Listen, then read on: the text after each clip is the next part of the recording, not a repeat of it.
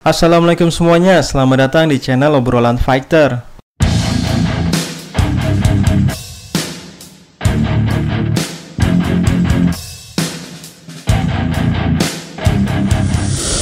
Berhubung Charles Oliveira akan bertarung di UFC 262, dan Charles Oliveira adalah fighter yang paling tidak butuh penilaian juri, karena 30 kemenangannya, 27 diantaranya tanpa butuh penilaian juri, dan 19 diantaranya adalah via submisi.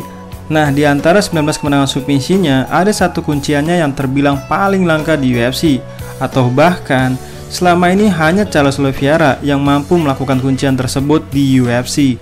Kuncian itu bernama reverse calf slicer. Maka dari itu, gue tertarik untuk membahas beberapa kuncian terlangka di UFC. Langsung aja, yang pertama, tentu teknik reverse calf slicer. Sebenarnya, teknik calf slicer aja sangat jarang terjadi karena memang sulit dilakukan. Apalagi melakukan calf slicer dari belakang, alias reverse calf slicer, jauh lebih jarang lagi yang melakukannya. Bahkan hanya Charles Oliveira yang pernah berhasil melakukannya. Teknik ini sangat jarang terjadi karena harus banyak kemungkinan dan fighter harus punya naluri tingkat tinggi. Karena fighter biasa mana ngeh kalau dalam posisi ini bisa menyelesaikan lawan. Jadi calf slicer itu tentu titik yang disiksa itu adalah calfnya atau betisnya. Jadi kaki fighter mengunci paha lawan membentuk segitiga dari posisi berlawanan. Setelah itu, kedua tangan sekuat mungkin menarik pergelangan kaki lawan supaya betis lawan seolah seperti diiris dan merasakan sakit yang luar biasa. Sedangkan reverse calf slicer mengunci betis lawan dari belakang badan lawan. Setelah itu, tarik badan lawan dengan kedua tangan sekuat mungkin. Teknik yang kedua dan yang paling terkenal yaitu twister. Kuncian ini diciptakan oleh salah satu pelatih Brazilian Jiu-Jitsu terbaik di UFC, sekaligus menjadi pelatih utama Tony Ferguson, yaitu Eddie Bravo. Namun, kuncian ini tidak pernah sempat digunakan oleh Tony Ferguson, tapi pernah dipraktikkan oleh The Korean Zombie saat melawan Leonard Garcia tahun 2011 lalu. Teknik ini kenapa sangat jarang yang mampu mempraktekannya? Karena teknik ini terbilang yang sulit dilakukan, atau bahkan yang paling sulit dilakukan, karena banyak tahapannya dan harus banyak kemungkinannya. Yang pertama, fighter harus menguasai lawan dari belakang, mengunci dengan kedua kaki dan tangan. Kedua, balikan badan lawan menghadap atas. Nah, sebenarnya pertarungan bisa selesai dengan rear naked choke, tapi karena lawan melakukan pertahanan, artinya fighter harus punya opsi lain ketika gagal melakukan rear naked choke, yaitu dengan teknik twister. Maka tahap ketiga, fighter harus ganti kuncian di kaki menjadi mengunci hanya satu kaki lawan. Nah, tahap keempat, tarik kepala lawan dengan kuncian kedua tangan sekuat mungkin, seperti saat melakukan teknik neck crank, sehingga seperti membuat badan lawan berputar seperti angin puyuh. Kalau gue sih ngelihatnya badan lawan udah kayak pakaian basah yang diperes. Teknik ketiga yaitu gogoplata. Mungkin teknik ini belum pernah terjadi di UFC, tapi populer karena pernah berhasil dilakukan oleh Nick Diaz saat melawan Takanori Gomi di event Pride 33. Ciri khas teknik ini adalah meletakkan tulang kering di leher lawan, lalu salah satu tangan menarik telapak kaki dari belakang leher lawan sehingga lawan akan tercekik. Teknik keempat yaitu toe hold.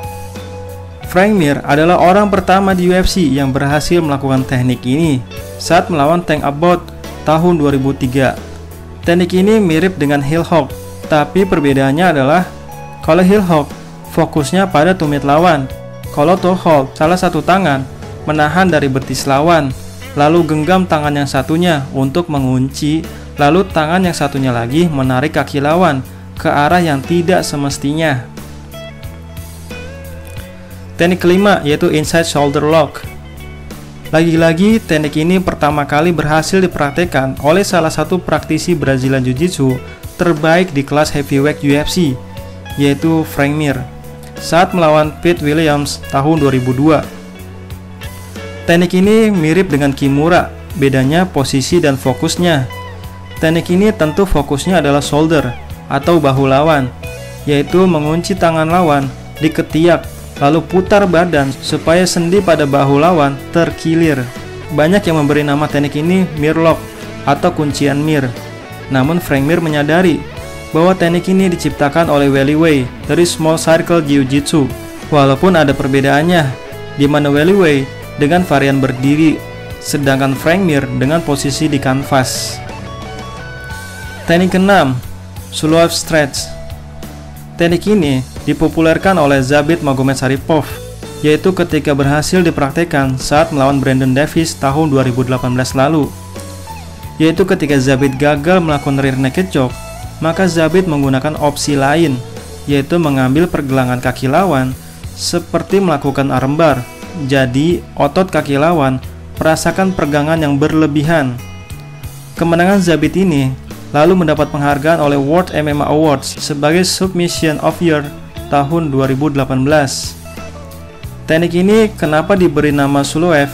Karena bisa dibilang mantan fighter UFC yang bernama Amar Suloev adalah yang pertama kali berhasil melakukan di MMA, yaitu di tahun 2002. Teknik ke-7 yaitu Von Flue Choke. Kalau gue sih nyebutnya OSP Choke. Bahkan ramai seruan untuk mengganti nama teknik ini menjadi Von Prox Choke. Yap, karena Vincent Prox atau yang diakrab dipanggil OSP adalah orang yang paling sering berhasil melakukan teknik ini di UFC, yaitu sebanyak 4 kali, yaitu saat melawan Nikita Krylov, Marcos Rogerio de Lima, Yushin Okami, dan saat melawan Michal Oleksiejczuk. Teknik ini biasanya terjadi saat lawan hendak melakukan guillotine choke. Namun karena kurang sempurna, maka dilawan dengan teknik ini. Jadi bisa dibilang, teknik ini adalah sebagai counter attack atau serangan balik. Jadi ketika lawan gagal atau sedang melakukan guillotine choke, maka OSP tangan kirinya masuk dari leher belakang, tangan kanannya masuk dari samping tangan lawan. Setelah itu dikunci sekuat mungkin supaya leher lawan dan tangan lawan seolah seperti dililit ular besar.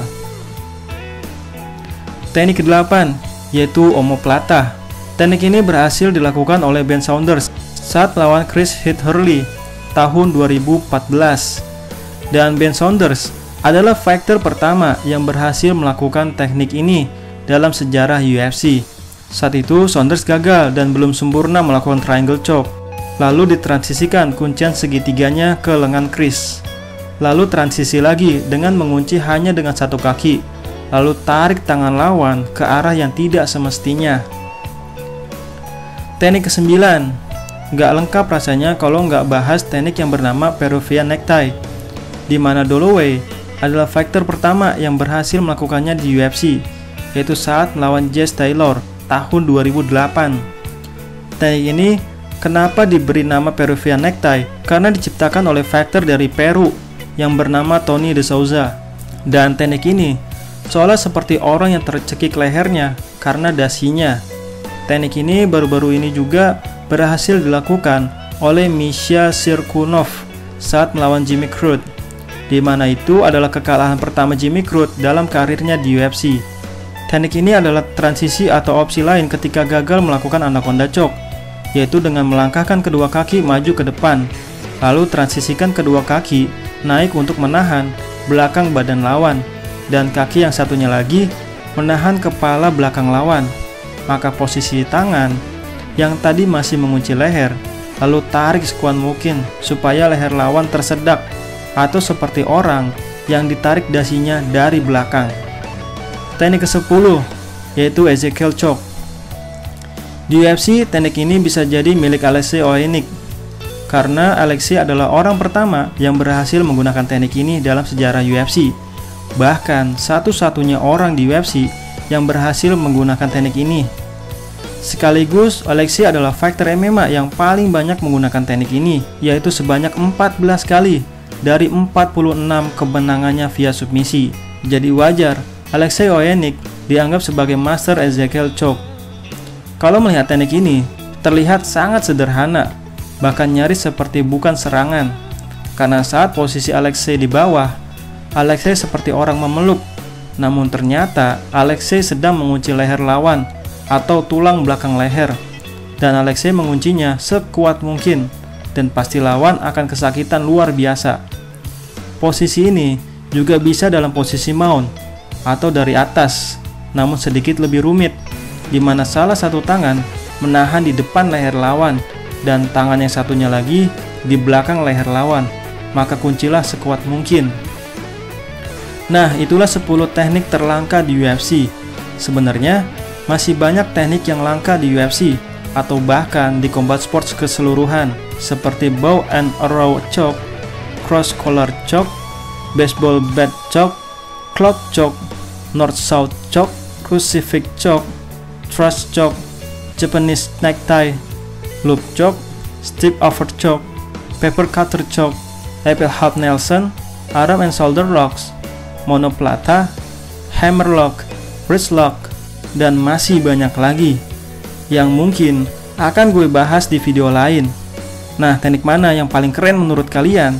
Silahkan tulis di kolom komentar dan jangan lupa like and subscribe obrolan fighter. Terima kasih.